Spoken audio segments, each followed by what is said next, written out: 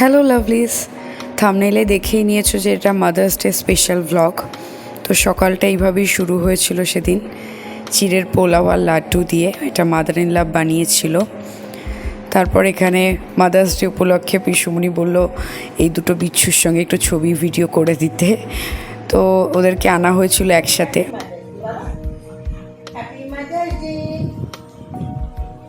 সানু, অলগো-বাবু, সানাবুড়ি, এই দুটো একসাথে হলে এদের দুষ্টুমি চলতেই থাকে। মাঝে মাঝে এত দুষ্টুমি করে দুজনে যে দুজনকে আলাদা করে দিতে হয়, মানে সামলানো মুশকিল হয়ে যায়।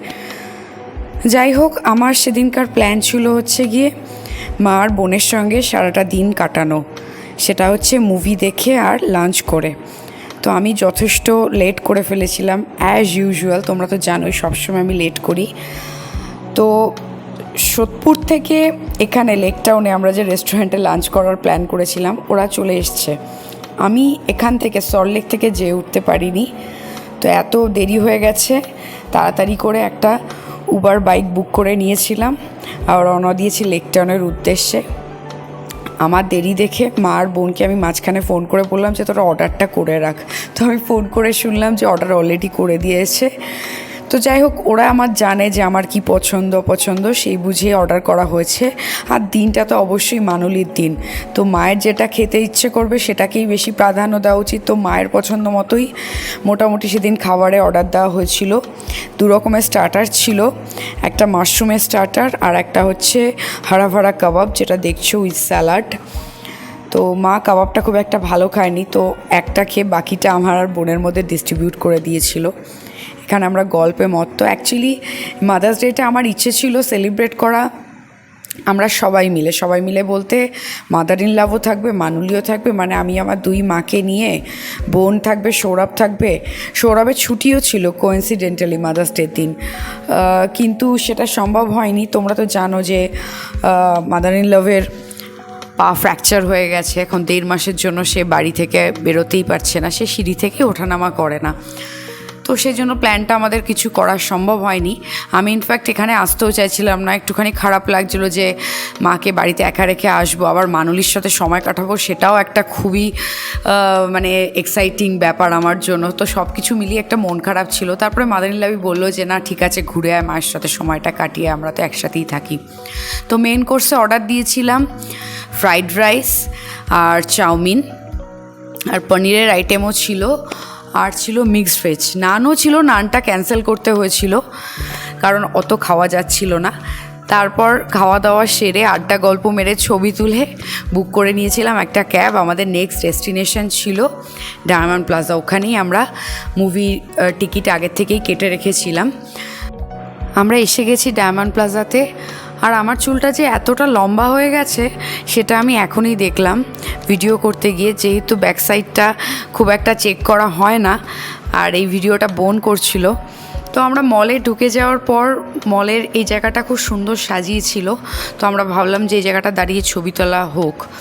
তারপরে মা বাটা স্টোর দেখে ভাবলো যে একটু বাটা স্টোরে ডু মারবে, তো মায়ের ইচ্ছা হয়েছে আর আমরা সেটা করব না, সেটা কি হয়।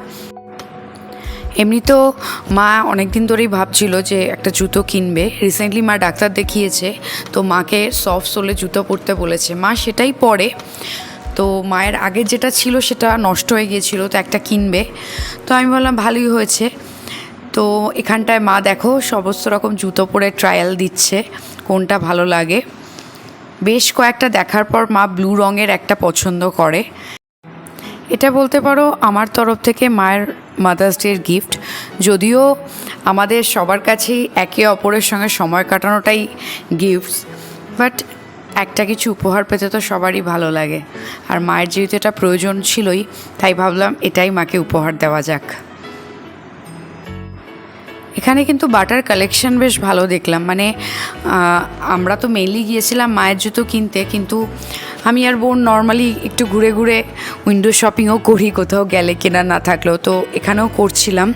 তো আমাদের যে সমস্ত কালেকশান যা থাকে সেগুলো সবই খুব ভালো লাগছিল, যদিও তখন আমরা কিছু কিনিনি।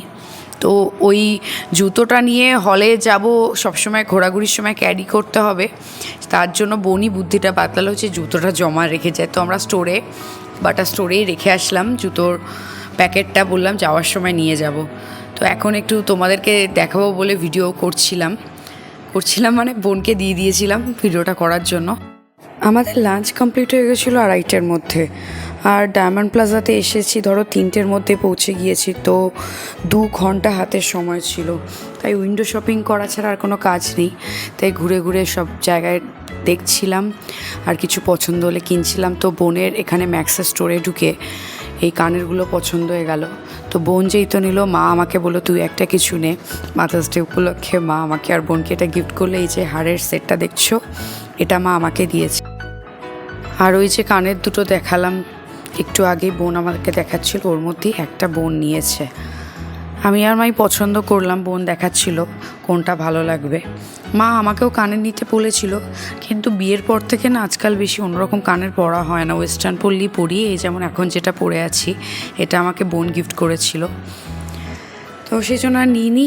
ওই হারটা খুব পছন্দ হয়েছিল, তাই মাকে বললাম মা তুমি আমাকে হারটাই দাও। এখানে কিউতে বোন দাঁড়িয়ে রয়েছে বিল করবে বলে। এখান থেকে মোটামুটি যা যা কেনার হয়ে গিয়েছে। আরও 2টো জিনিস কিনেছি, সেটা আজকে তোমাদের বললাম না, সেটা আমি পরে একটা ভিডিওতে রিভিল করব তোমাদের কাছে। যাই হোক, আমাদের শপিং হয়ে গেছে। এখানে আমরা এখন ঘোরাঘুরি করছি। প্রচণ্ড তেষ্টা পেয়েছিল, ভাবলাম ফুড কোর্টে গিয়ে একটু কিছু গলা ভেজানোর মতো কিছু খাওয়া যাক। তাই এখন ফুড কোর্টের দিকে যাচ্ছি। ফুড কোর্টটা একদমই টপ ফ্লোরে, তোমরা যারা ডায়মন্ড প্লাজা এসছো জানোই। তো এখন ঘুরতে ঘুরতে সব কিছু দেখতে দেখতে ওপরে, আমার আর বোনের অনেক দিনের ইচ্ছে ছিল যে মাকে রিক্লাইনারে মুভি দেখাবো। মা কখনো এই রিক্লাইনে মুভি দেখাটা এক্সপিরিয়েন্স করেনি। তো আজকে সেই হিসেবেই আগের থেকে রিক্লাইনারের টিকিট কেটে রেখেছিলাম। তো মাকে আমরা বলিনি, মায়ের জন্য এটা একটা সারপ্রাইজ হবে।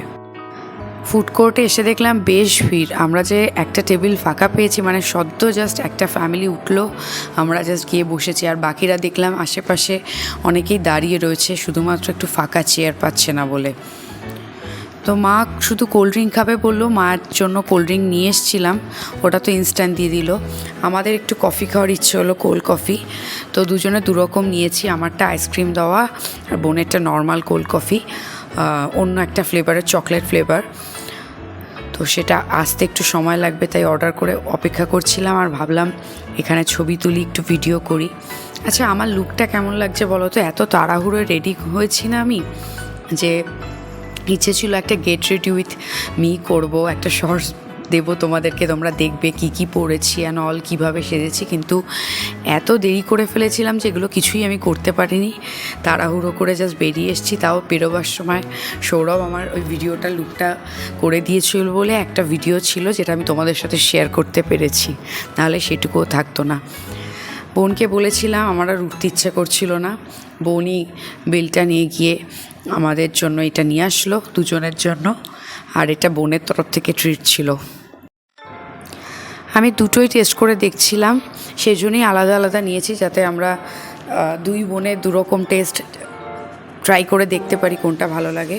আমাদের দুজনেরই আইসক্রিম দেওয়াটাই বেশি ভালো লেগেছে আর কি। মাকে অনেকবার বললাম, মা খেতে চাইলো না। মা বললো কোল্ড ড্রিঙ্কই ঠিক আছে। মা জিজ্ঞেস করলো এগুলোর দাম কত? বোন বললো দাম শুনো না, তাহলে তুমি আরও খেপে যাবে। বললো শুনি না। মার কোল্ড ড্রিঙ্ক নিয়েছে 60 টাকা, যেটা মা খাচ্ছিল এই যে সামনে রাখা, আর আমাদের কফি 250 টাকা করে।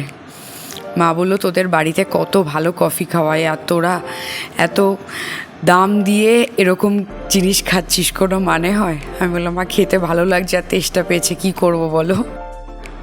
আমরা হলে ঢুকে গেছি, 4:50 শো। এই দেখো মায়ের হাসি মুখ দেখেই নিশ্চয়ই বুঝতে পারছো যে মা কতটা খুশি হয়েছে। আমি মাঝখানে বসেছিলাম, আমার দুপাশে মা আর বোন। এখন অ্যাডভার্টাইজমেন্ট হচ্ছে, যেগুলো হয় আর কি সিনেমা শুরুর আগে। আমরা দেখতে এসেছি আলাপ, আবির চ্যাটার্জি, মিমি চক্রবর্তী আর স্বস্তিকা দত্তের একটা ছবি। তোমরা হয়তো নাম শুনেছো, বা যারা শোনোনি দেখে আসতে পারো। মানে যারা এই মারপিট ভায়োলেন্স দেখে দেখে ক্লান্ত, তারা দেখে আসতে পারো। একটা মিষ্টি প্রেমের গল্প, একটু অন্যরকম, আমার তো বেশ ভালো লাগলো। জুতো টুতো খুলে বসেছিলাম রিল্যাক্স করে, পা মেলে। এখন জুতো পরতে গিয়েই মানে টানাটানি লেগে গেছে। বোন বললো গোলা আমি জুতোটা পরিয়ে দেবো। আমি বললাম না না রে, এত করিস না, এত করার দরকার নেই, আমি নিজেরটা নিজেই করে নিচ্ছি, একটু সময় দে।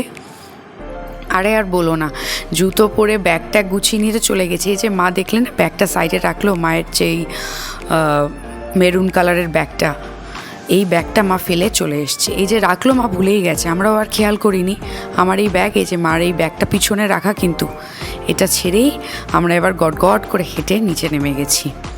আমাদের আর খেয়াল নেই। পরে চলে আসার পর এই যে এখন মাকে আমি চুলটা বেঁধে দিচ্ছি, মা চুলটা খুলে বসেছিল।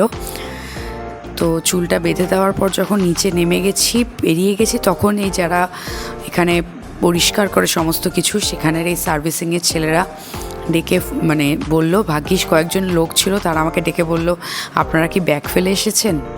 কি অবস্থা ভাবো। যাই হোক, এবার নেমে যাচ্ছি আমরা নিচের দিকে। এবারই আমার একটু একটু করে মন খারাপ হওয়া শুরু হয়ে গেছিলো, কারণ এবারই আমাদের বাড়ি ফিরতে হবে। আর বাড়ি ফেরা মানেই তো আমি সল্টলেক আর মার বোন সোদপুর। তোমরাও তো ভাবছো যে কী মেরে বাবা সবসময় সল্টলেক ফিরবে শুনে মন খারাপের কথা বলে না, ব্যাপারটা সেটা না। আমি কিন্তু আমার এখানে সল্টলেকের বাড়িতেও খুব এনজয় করি, এখানে আমাকে সবাই এত ভালোবাসে, আমি এনজয় করি। কিন্তু কী বলো তো, এটা সবাই তোমরা মেয়েরা রিলেট করতে পারবে, বাড়িতে এত বছর কাটিয়ে আসার একটা দীর্ঘদিনের অভ্যেস, সেটা থেকে মনে হয় কি যে সত্যি যদি এরম হতো, সবাই মিলে একসাথে থাকতাম বা রোজ দেখা হতো, তাহলে কেমন হতো। যাই হোক, মার বোন তো চলে গেল, আমি আবার অ্যাজ ইউজুয়াল উবার মোটো বুক করে নিয়েছিলাম, আমার একার জন্য আর ক্যাব নিইনি। গরমের দিনে হাওয়া খেতে খেতে চলে আসতে ভালোই লাগে। তো এখানটা লেক টাউনের মোড়ে এখানে চলে এসেছি, দেখতেই পাচ্ছ। এই কিছুক্ষণের মধ্যেই সল্টলেকে ঢুকে যাব বেইলি ব্রিজ হয়ে। মার বোনের আগেই আমি পৌঁছে গেছিলাম সেদিনকার, কারণ আমার থেকে তো মানে ওদের ডিস্টেন্সটা বেশি। এই দেখো, বেইলি ব্রিজ ধরে নিয়েছি, এক্ষুনি এবার পাড়ার মধ্যে ঢুকে যাব। সল্টলেকে প্রত্যাবর্তন করছি, আর 3 থেকে 4 মিনিটের মধ্যেই বাড়ির মধ্যে পৌঁছে যাব। এখানে ঢুকলে একদম মনে হয় একদম অন্য জায়গা। দেখো, সল্টলেকের ভেতরে ঢুকেছি, কি ফাঁকা, মনেই হচ্ছিল না যে কলকাতার মধ্যে রয়েছি। আর বাইরেটা কত ভিড়ভাট্টা ছিল। যাই হোক, আমার বাইক রাইডটা এক্ষুনি শেষ হয়ে যাবে। আমার বাইক রাইড বেশ পছন্দের, অবশ্যই সন্ধেবেলা, এই রোদ্দুরের মধ্যে, দিনের বেলা নয়। এমনিতেও ওই দিনকার সকালবেলা রোদের মধ্যেই গিয়েছিলাম বাইকে, কিন্তু সেরকম একটা রোদ ছিল না বলে অতটা অসুবিধা। বাড়িতে এসে ওপরে চলে গিয়েছিলাম মায়ের সঙ্গে একটু ছবি তুলবো বলে। মাদার ইন লভের কাছে সমস্ত গল্প করছিলাম, কি করলাম সারাদিন, কি কিনলাম, কি খেলাম, সমস্ত কিছু। আর সানা বুড়ি আমার কন্যাটিকেও তো আমার একটু সময় দিতে লাগে, মাদার্স ডে বলে কথা।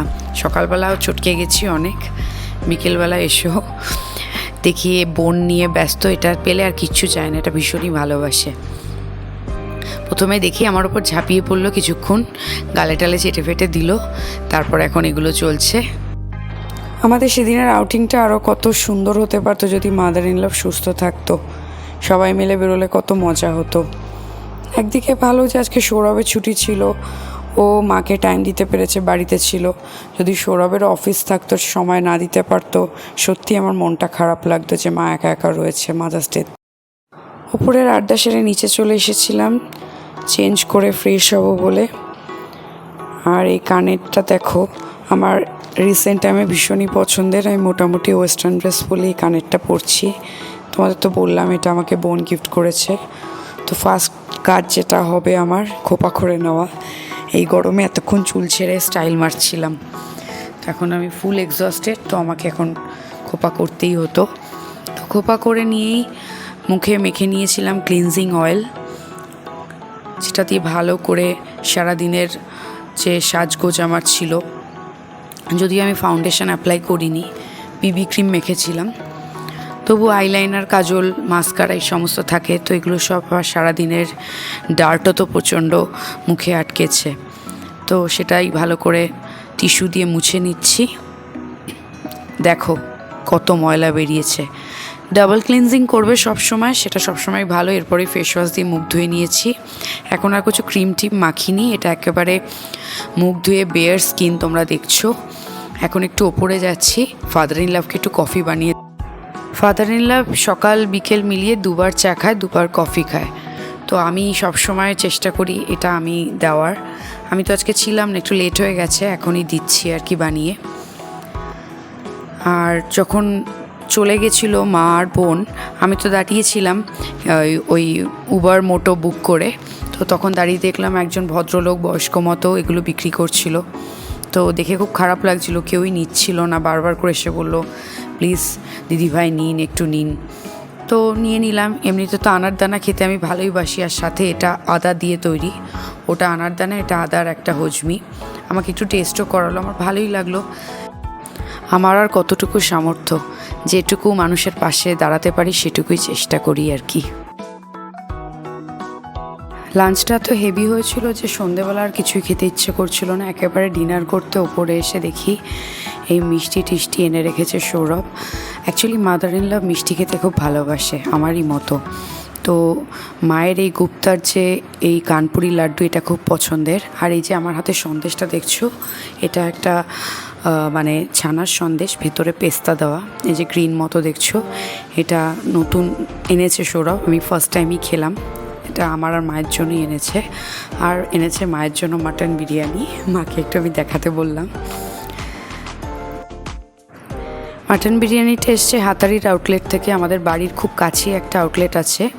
সৌরভের ভীষণই পছন্দ এখানকার বিরিয়ানি। আর আমার জন্য সকালের মায়ের রান্না করা খাবার দাবার ছিল, আমি সেগুলোই খেয়েছি। আর এখানে মিষ্টি খাওয়া দাওয়া চলছে, আর এত খাবারের গন্ধ পেয়ে সানাকে দেখো একদম উদগ্রীব হয়ে গেছে। তো এভাবেই আমি কাটিয়েছিলাম মাদার্স ডে। তোমরা কে কীভাবে কাটিয়েছো আমাকে কমেন্ট করে জানিও। আমার তো এই দিনটা খুবই স্পেশালভাবে কাটলো। আর ব্লগটা তোমাদের কেমন লাগলো অবশ্যই আমাকে জানিও। খুব ভালো থেকো, নেক্সট ব্লগে আবার দেখা হবে, টাটা।